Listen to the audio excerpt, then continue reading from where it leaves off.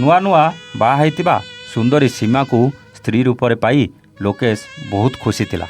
ହେଲେ ସେଦିନ ନିଦରେ ଶୋଇପଡ଼ିଥିବା ଲୋକେଶର ହଠାତ୍ ନିଦ ଭାଙ୍ଗି ଯାଇଥିଲା। ଆଉ ଲୋକେଶ ଦେଖିଲା ତା ସ୍ତ୍ରୀ ସୀମା ପୁରା ଉଲଗ୍ନ ହେଇ ବସିଛି।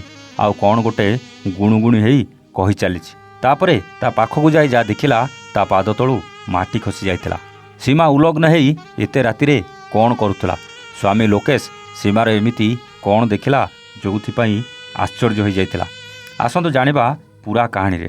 ହ୍ୟାଲୋ ହାଏ ନମସ୍କାର, ଷ୍ଟୋରି ୱିଥ୍ ପ୍ରତାପର ଆଉ ଏକ ନୂଆ କାହାଣୀକୁ ଆପଣଙ୍କୁ ସ୍ୱାଗତ। ସୀମା ଆଉ ମଙ୍ଗଲ ଗୋଟେ ଗାଁର ଥିଲେ। ଛୋଟବେଳୁ ଦୁହେଁ ଦୁହିଁକୁ ଦେଖି ଆସୁଥିଲେ ବି ସମୟ ଅନୁସାରେ ବଡ଼ ହୋଇଥିଲେ। ଆଉ ବାଳୁତରୁ ଯୌବନ ଦୁନିଆରେ ପାଦ ଦେଇଥିଲେ। ଛୁଆବେଳୁ ଖେଳକୁଦ କରି ଆସୁଥିବା ସୀମା ଆଉ ମଙ୍ଗଲ ଧୀରେ ଧୀରେ ପ୍ରେମରେ ପଡ଼ିଯାଇଥିଲେ। ଧୀରେ ଧୀରେ ପ୍ରେମ ଗଭୀର ହୋଇଥିଲା। ଲୁଚି ଲୁଚି ଗାଁର ସେ ବୁଦାମୂଳେ ଦେଖା କରିବାର ସେ ମଜା ବି ନେଉଥିଲେ। ଆଉ ଘରୁ ମିଛ କହି ସନ୍ଧ୍ୟାବେଳେ ନଦୀ କୂଳରେ ସେ ପ୍ରେମ ଗପ ମାରିବାରେ ଯେଉଁ ମଜା କେମିତି ବା ହାତଛଡ଼ା କରିଥାନ୍ତେ। ଆଉ ରାତି ଅଧରେ ସୀମାକୁ ଦେଖା କରିବାକୁ ବାଡ଼ ଡେଇଁ ପହଞ୍ଚି ଯାଉଥିବା ମଙ୍ଗଲ ଆଉ ଝରକା ଆରପଟେ ସୀମାକୁ ଦେଖା କରି ପ୍ରେମ ଗପ କରିବାରେ ଯେଉଁ ମଜା ତାକୁ ବି ଉପଭୋଗ କରୁଥିଲେ। ଖାଲି ସେତିକି ନୁହେଁ, ଯେତେବେଳେ ସୁଯୋଗ ମିଳୁଥିଲା ବେଡ଼୍ରେ ରାସଲୀଳାର ସେ ରଙ୍ଗୀନ ଦୁନିଆରେ ବି ହଜି ଯାଉଥିଲେ। ସୀମା ଆଉ ମଙ୍ଗଲ କେତେଥର ଶାରୀରିକ ସୁଖ ନେଇଛନ୍ତି ତାର ହିସାବ ନଥିଲା। ସବୁବେଳେ ଯେ ଖାଲି ସୁଖ ମିଳିବ ସେ କଥା ନୁହେଁ। ଦିନେ ଉଭୟଙ୍କ ପରିବାର ଲୋକେ ଏ ଦୁଇ ଜଣଙ୍କ ପ୍ରେମକୁ ଧରି ଦେଇଥିଲେ। ଆଉ ତାପରେ ସୀମା ଘର ଲୋକେ ସୀମାର ବାହାଘର କରାଇଦେବାକୁ ସ୍ଥିର କଲେ। ଉଭୟ ପରିବାର ଏ ଦୁଇ ଜଣଙ୍କ ପ୍ରେମକୁ ଗ୍ରହଣ କଲେ ନାହିଁ, ଯାହାକୁ ନେଇ ଉଭୟଙ୍କୁ ଛାଡ଼ି ରହିବା କଷ୍ଟକର ହୋଇପଡ଼ିଥିଲା। ହେଲେ ଏପଟେ ସୀମାର ବାହାଘର ପାଖ ଗାଁର ଲୋକେଶ ସହିତ ଠିକ୍ ହେଇଯାଇଥିଲା। ଲୋକେଶ ବି ସୁନ୍ଦରୀ ସ୍ତ୍ରୀ ପାଇ ବେଶ୍ ଖୁସି ଥିଲା। ସୀମା ସହିତ ହସ ଖୁସିରେ ଜୀବନ ବିତେଇବାକୁ ସେ ଭାବି ନେଇଥିଲା। ସୀମା ବି ଧୀରେ ଧୀରେ ମଙ୍ଗଲକୁ ଭୁଲି ସ୍ୱାମୀ ଲୋକେଶ ସହିତ ଖୁସିରେ ରହିବାକୁ ଚେଷ୍ଟା କରୁଥିଲା।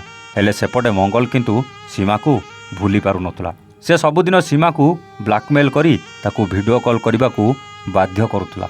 ଆଉ ସବୁଦିନ ରାତିରେ ସ୍ୱାମୀ ଶୋଇପଡ଼ିଲା ପରେ ସୀମା ପୁରୁଣା ପ୍ରେମିକ ମଙ୍ଗଲକୁ ଭିଡ଼ିଓ କଲ୍ କରୁଥିଲା। ଆଉ ଉଲଗ୍ନ ହେଇ ମଙ୍ଗଲକୁ ସବୁ ଦେଖାଉଥିଲା। କିନ୍ତୁ ସେଦିନ ସ୍ୱାମୀ ଲୋକେଶର ହଠାତ୍ ନିଦ ଭାଙ୍ଗି ଯାଇଥିଲା। ଆଉ ସ୍ୱାମୀ ଲୋକେଶ ସୀମାକୁ ଏମିତି ଉଲଗ୍ନ ଅବସ୍ଥାରେ ଦେଖି ଆଶ୍ଚର୍ଯ୍ୟ ହୋଇଯାଇଥିଲା। ଆଉ ସୀମା ଭିଡ଼ିଓ କଲ୍ରେ କଥା ହେଉଥିବା ସେହି ଯୁବକ ବିଷୟରେ ଜାଣିବାକୁ ଲୋକେଶ ସୀମାକୁ ସବୁ କଥା ପଚାରିଥିଲା। ସୀମା ସ୍ୱାମୀ ଲୋକେଶ ଆଗରେ ସବୁ ସତ ମାନି ଯାଇଥିଲା। କିନ୍ତୁ ଏବେ ତା ସହିତ କିଛି ସମ୍ପର୍କ ନାହିଁ, ସେ ମୋତେ ବ୍ଲାକମେଲ୍ କରୁଛି ବୋଲି ସୀମା କହିଥିଲା। ଯଦି ଭିଡ଼ିଓ କଲ୍ ନ କରିବି ତେବେ ତା ପାଖରେ ଥିବା ସବୁ ଫଟୋ ଭିଡ଼ିଓ ଭାଇରାଲ୍ କରିଦେବାକୁ ମଙ୍ଗଲ କୁଆଡ଼େ ଧମକ ଦେଉଥିଲା। ତେଣୁ ବାଧ୍ୟ ହୋଇ ସୀମା ତା କଥାରେ ରାଜି ହେଉଥିଲା ବୋଲି ଲୋକେଶକୁ କହିଥିଲା। ହେଲେ କଥା ଏଇଠି ସରିନଥିଲା। ଲୋକେଶ ଏସବୁ ଜାଣିଲା ପରେ ମଙ୍ଗଳକୁ ରାସ୍ତାରୁ ହଟାଇବାକୁ ପ୍ଲାନ୍ କଲା। ସୀମା ତା ପୁରୁଣା ପ୍ରେମିକ ମଙ୍ଗଲକୁ ଗାଁ ପାଖ ମନ୍ଦିରକୁ ଦେଖା କରିବାକୁ ଡାକିଲା। ସୀମା ଆଉ ମଙ୍ଗଲ ପ୍ରେମ ଗପ ମାରୁଥିଲା ବେଳେ ସୁଯୋଗ ଅପେକ୍ଷାରେ ଥିବା ଲୋକେଶ ମଙ୍ଗଲକୁ ପଛପଟୁ ବଡ଼ କାଠ ଫାଳିଆରେ ଆକ୍ରମଣ କରିଥିଲା।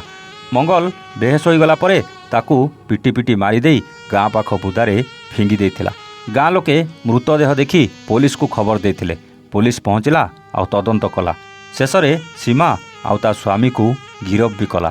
ସେମାନେ ବି ସବୁ ସତ ପୋଲିସ ଆଗରେ ମାନି ଯାଇଥିଲେ।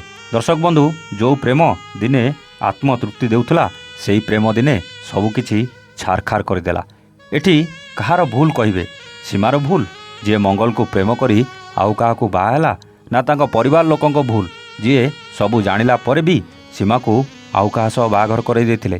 ନା ମଙ୍ଗଲର ଭୁଲ, ଯିଏ ଜାଣିସାରିଥିଲା ସୀମା ଆଉ କାହାକୁ ବାହା ହେଇସାରିଛି ତଥାପି ତାକୁ ଭୁଲି ନପାରି ବ୍ଲାକମେଲ୍ କରୁଥିଲା?